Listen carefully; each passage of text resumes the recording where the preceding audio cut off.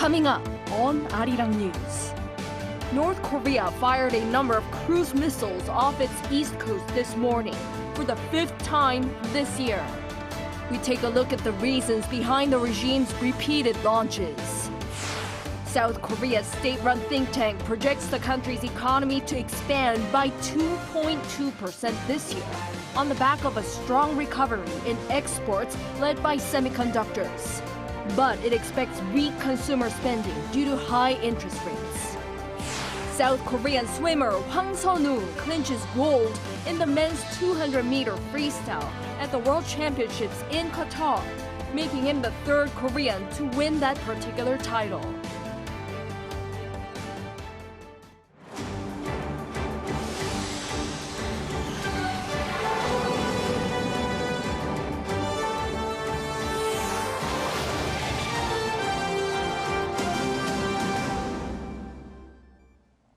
Good evening. It's 9 p.m. here in Seoul.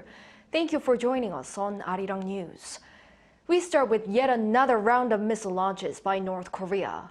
It fired a number of cruise missiles off its eastern coast this morning, marking the 5th time just this year. Our defense correspondent Choi Min-jung explains what's behind its launches. North Korea has fired several cruise missiles off its eastern coast near the port city of Wonsan. South Korea's Joint Chiefs of Staff detected the launch at around 9 a.m. Wednesday. Intelligence authorities in South Korea and the U.S. are conducting a detailed analysis. The military added that it has been closely coordinating with Washington to monitor additional signs of North Korean provocations. This is the regime's 5th cruise missile launch this year. North Korea has been dialing up tensions on the Korean peninsula with multiple firings of cruise missiles since January. On January 24th, it fired its new strategic cruise missile, the Bulhwasar 3-31. It then tested the same type of missile from a submarine 3 days later. In the same week, Pyongyang conducted 2 more rounds of tests with Hwasar-2 cruise missiles off its western coast. One expert says there are multiple reasons behind the regime's frequent firings of cruise missiles. Firstly, North Korea is not barred by UN Security Council resolutions from launching cruise missiles. Secondly, the North could be using the launch to test Seoul, Washington, and Tokyo's missile defense systems. Third, North Korea could be intending to show that it takes the lead when it comes to military issues on the Korean peninsula, not South Korea and the U.S. Some experts believe the latest launches could be intended to attract Russia's attention for potential exports. However, others say that scenario is far-fetched and instead believe North Korea is trying to develop conventional weapons to make efficient use of them during a war, as did Russia against Ukraine. Choi Min-jung, Arirang News. And not just conventional threats, but the regime's cybercrimes are becoming more of a concern. South Korea's intel agency has spotted North Koreans who have been making illegal gambling sites and selling them to South Koreans. The money raised has then flowed into the Kim Jong-un regime. Our North Korean affairs correspondent Kim Jong-sil reports. Some details of the North's mysterious Office 39 were brought out into the open on Wednesday. Gyeongung Information Technology Company Limited is the name of a company that makes illegal gambling sites and sells them to South Korean cybercriminals. South Korea's National Intelligence Service said Wednesday that the company operates in Dandong City, China, and is under the supervision of Office 39, one of the mysterious organizations under the Workers' Party of Korea. Office 39 is known to raise and manage the money in leader Kim Jong-un's personal slush fund. In addition, the NIS released information on key members of the office. Kim Kwang-myung, 45, the leader of the operation, is a member of North Korea's Reconnaissance General Bureau in charge of actions against South Korea. He leads 15 members. Chung Ryu-sung, 39, is in charge of developing cyber gambling sites and ad ranking manipulation programs. And 28-year-old Chun Kwon-wook develops illegal gambling sites. The NIS stated that these individuals would make and sell various software such as that for gambling sites for adults and teens and were each sending $500 per person monthly to Pyongyang. They had stolen Chinese IDs and, pretending to be Chinese developers, looked for jobs online. This is because UN Security Council resolutions ban North Koreans from getting jobs overseas as the money they earn can be used to further develop the regime's nuclear capabilities. South Korean cybercriminals were working with the North Koreans because the price was cheaper and they could communicate with each other in Korean. The NIS said this was concrete proof that North Korea is deeply involved in South Korea's rising criminal cyber gambling. The country's National Gambling Control Commission announced last year that revenue from illegal gambling in the country had increased by 20 trillion Korean won, or about $15 billion in just 3 years. Kim Jung-sil, Arirang News. U.S. Special Envoy on North Korean human rights issues, Julie Turner, is set to arrive in Seoul on Wednesday and is expected to issue a strong message to China and North Korea. She'll meet South Korean officials later this week, and Seoul's foreign ministry says her visit will serve as an opportunity to show the allies' commitment to improve the human rights situation in the regime. The visit was scheduled to mark the 10th anniversary of a United Nations report on human rights violations in the North. In 2014, the UN Commission of Inquiry released a report that found widespread and systematic human rights violations in the regime. Seoul and Tokyo say there currently are no plans for a bilateral leaders meeting next month, despite Japanese media speculation of a summit in March. Fuji News Network on Wednesday reported that Japanese Prime Minister Fumio Kishida is mulling a visit to South Korea around the time of a Major League Baseball Seoul series in late March to meet with President Yoon Suk-yeol and possibly attend the MLB season opener together. President Yoon's office told reporters Wednesday that no plans for a possible visit are currently being pursued. Japan's Foreign Minister Yoshimasa Hayashi also denied the reports.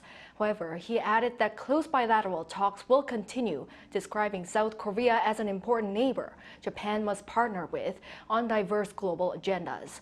The two leaders held a total of 7 summits last year in active efforts to overcome their trade and diplomatic spat over issues concerning Japan's wartime atrocities. In Cairo, mediators have gathered to talk about a truce in Gaza but did not arrive at a breakthrough. This comes amid Israel's offensive in Rafah as part of its war with Hamas. Park Gun-woo with the latest. Talks on a Gaza truce involving the U.S., Egypt, Israel, and Qatar ended inconclusively in Cairo on Tuesday. According to Egypt's State Information Service, the negotiations were aimed at getting a truce in Gaza to protect civilians and delivering additional aid to the enclave. Citing a senior Egyptian official, AP reported mediators have achieved relatively significant progress and are focusing on a 6-week ceasefire deal with guarantees to continue talks toward a permanent ceasefire. The Israeli delegation has reportedly left Cairo due to the pressure on reaching an agreement to end the war, according to U.S. media. However, the Egyptian official added the talks will continue for another 3 days. International concerns have been mounting, especially after scores of Palestinians were killed during recent airstrikes in Rafah, where more than half of the Gazan population are seeking shelter, despite countries including the U.S. warning about prioritizing the evacuation of civilians before any attack.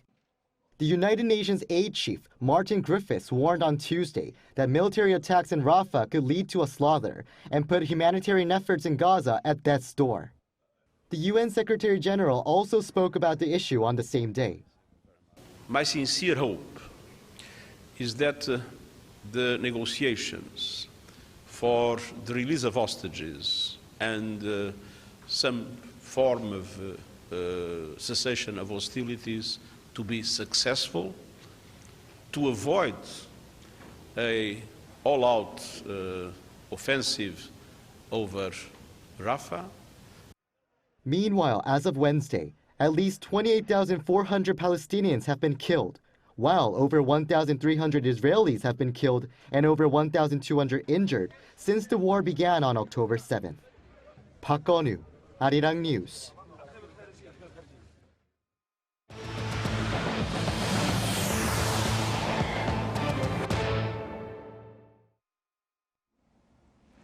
South Korea's state-run think tank projects the country's economy to expand by 2.2% this year on the back of a strong recovery in exports led by semiconductors. But it also expects weak consumer spending due to high interest rates. Our Lee Soo-jin has more. The Korea Development Institute has maintained its economic outlook estimate for this year at 2.2%. In its revised forecast published Wednesday, the South Korean state-run economic think tank kept its outlook unchanged from its November 2023 estimate. The KDI, which typically releases economic outlook comprehensive reports in May and November, also released 2 additional revised forecasts in February and August last year to reflect the rapidly changing economic conditions. November's economic growth estimate for 2024 at 2.2% was slightly lower than the 2.3% forecast in May and August. The think tank has kept its estimate unchanged in this year's report as exports are expected to continue to see a recovery. Total exports were estimated to grow 4.7%, up from KDI's original forecast as the chip sector shows signs of improvement. Concerns about external factors are slightly mitigated as the International Monetary Fund last month raised economic outlooks for major economies from its previous estimate released in October last year. China's economic growth was adjusted upward on the back of government stimulus measures despite the ongoing real estate crisis in the country. And growth in the U.S. economy is expected to boost South Korea's exports. The IMF also upgraded its outlook for the world economy to 3.1%, pointing to a more resilient growth in the global economy this year. Domestic demand, however, continues to remain sluggish amid a recovery in exports and improvements in the global economy. For consumer inflation, the KDI revised downward its forecast slightly to 2.5% from 2.6%. And private spending, which was also adjusted downwards by 0.1%, is not expected to show drastic improvement anytime soon. The current sluggishness in private consumption is attributed to the persisting high interest rates, hindering immediate improvement. It's unlikely to expect a boost in private consumption this year as high interest rates are likely to continue. And risk factors from geopolitical tensions in the Middle East that could lead to rising oil prices and trade disruptions might also weaken South Korea's economic growth. Lee Soo-jin, Arirang News. President Yoon Suk-yeol has pledged to foreign invested companies in South Korea to create a business environment reflecting or even going beyond global standards, along with tax incentives and support. This came as on Wednesday he hosted a luncheon with leaders of foreign companies investing in South Korea. Saying that non-Korean companies make up 21% of the nation's exports, he called the company's contributions remarkable. Acknowledging the investment from Korean companies overseas as well, Yoon also said he hopes for a synergy effect that'll contribute not only to the economic prosperity of Korea, but also to the Indo-Pacific region and all the liberal countries that share the same values. Attendees included James Kim of the American Chamber of Commerce in Korea, as well as Boeing Korea CEO Eric John. In other news, Korean Air is close to taking over South Korea's second-largest air carrier, Asiana Airlines, after winning the European Commission's approval. It's likely to affect that of the U.S., whose approval Korean Air still needs. Choi Soo-hyung explains.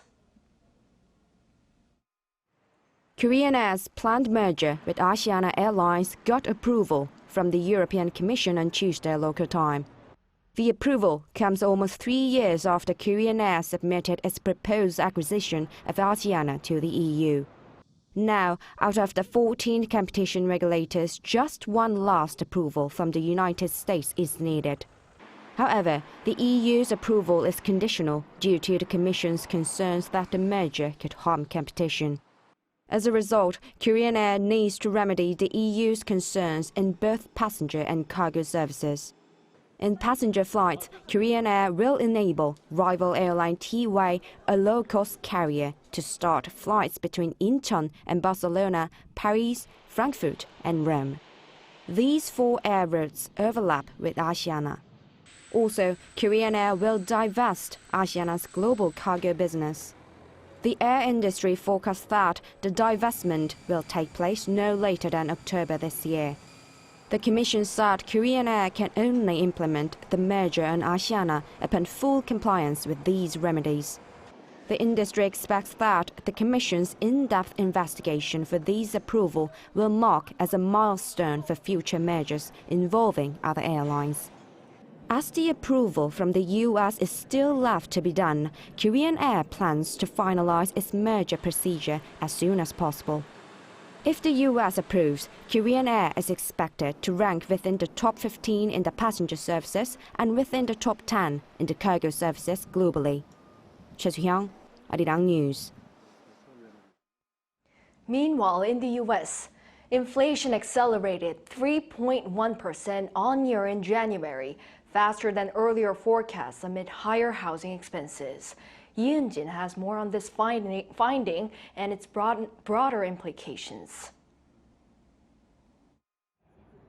The U.S. Bureau of Labor Statistics reported on Tuesday that the U.S. Consumer Price Index, a broad-based measure of the prices shoppers face for goods and services across the economy, increased 3.1% on-year in January, which was above the market expectation of 2.9%. On-month, inflation fell 0.3 percentage points from December's reading of 3.4%, which is much slower than expected.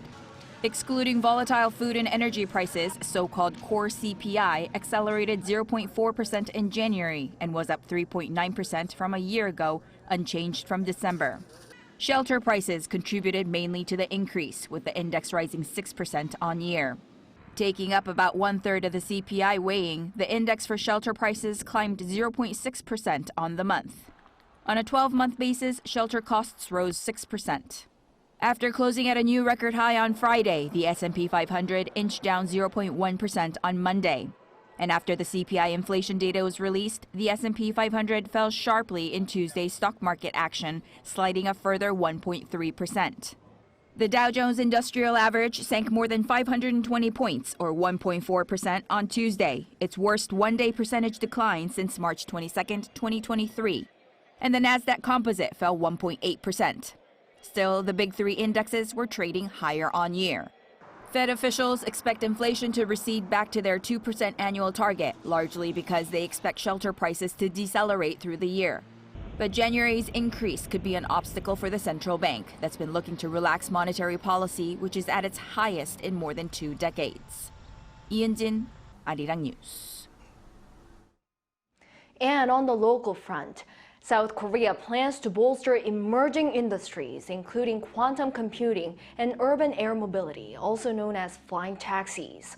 The country aims to initiate quantum computing-based cloud services later this year. Our business correspondent Shin-young reports.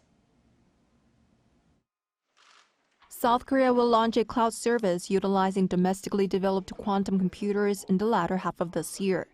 That's according to plans to foster new growth industries, which were announced during an emergency economic meeting hosted by Finance Minister Choi Sang-mok on Wednesday.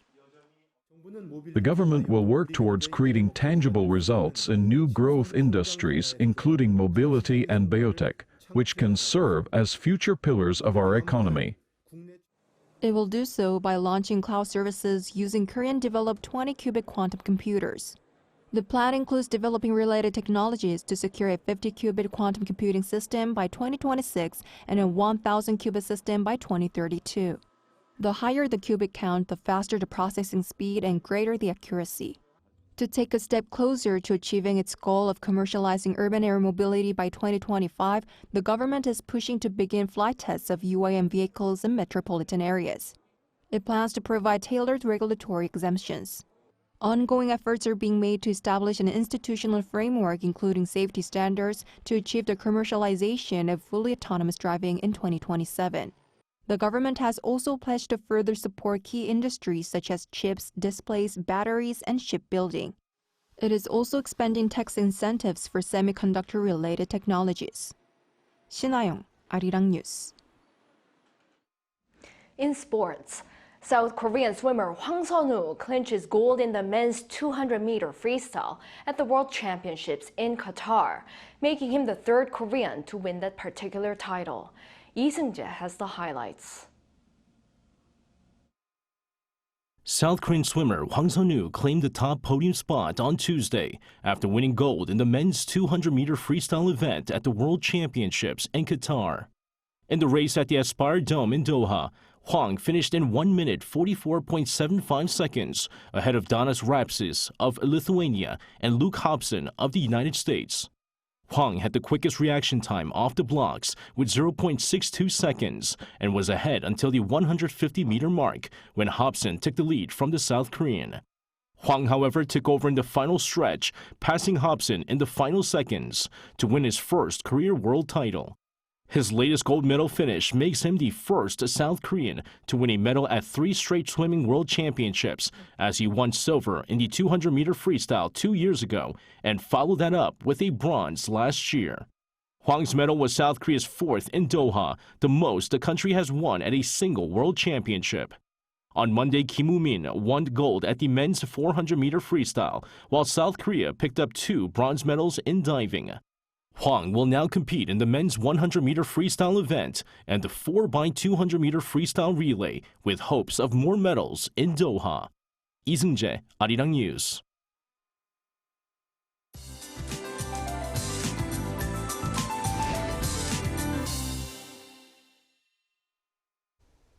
Today, it felt like spring had already come around. Many places recorded their highest temperatures ever in February. Daytime temperature in Seoul rose to about 17 degrees Celsius, which is 12 degrees above the previous years. Looking at the temperatures alone, they are similar to spring weather normally seen in early April. However, this spring-like weather will make a pause as it rains all over the country tomorrow. Starting from the Seoul metropolitan area in Yeongseok, Gangwon-do province at dawn, rainfall will gradually expand to other regions. There is snow forecast in Gangwon-do province on the east coast and for mountainous areas where temperatures are still low. Heavy snow of more than 15 centimeters is expected in the mountainous areas of Gangwon-do province. Extra caution is necessary. Tomorrow, Daejeon, Gwangju, and Daegu will start off at 10 degrees. Daily highs will be topping out at 11 in Gwangju, 16 in Busan. After the rain and snow stop tomorrow, temperatures will drop sharply again. That's all for Korea. Here are the weather conditions around the world.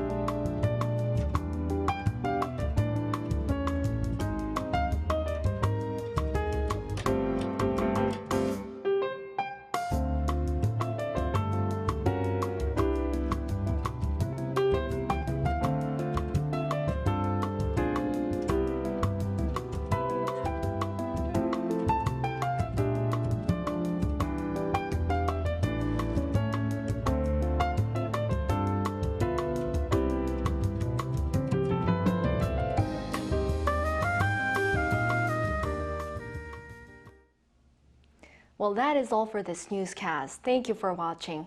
We'll be back at 10 p.m. with the AI headline news. Take care.